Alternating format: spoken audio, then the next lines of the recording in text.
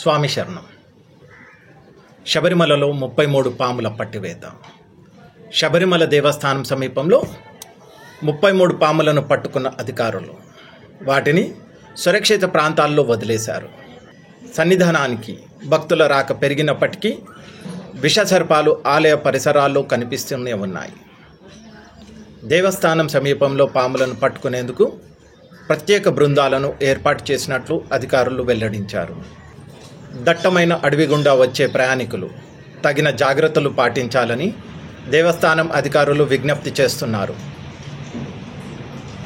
భక్తులు పరిసరాలను పరిశీలిస్తూ ముందుకు సాగాలని విజ్ఞప్తి చేస్తున్నారు. ముఖ్యంగా రాత్రిపూట భక్తులు తప్పనిసరిగా టార్చ్ లైట్లను వినియోగించాలని వారు సూచిస్తున్నారు. దట్టమైన అడవి ప్రాంతం కావడంతో ఈ ప్రాంతంలో పాములు సంచరించడం మామూలేనని, భక్తులు జాగ్రత్తగా ఉండాలని, అయితే ఆందోళన చెందాల్సిన అవసరం లేదని వారు పేర్కొన్నారు.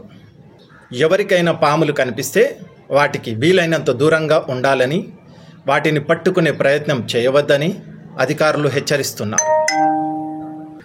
తమకు సమాచారం అందిస్తే వాటిని పట్టుకొని అటవీ ప్రాంతంలో వదిలేస్తామన్నారు.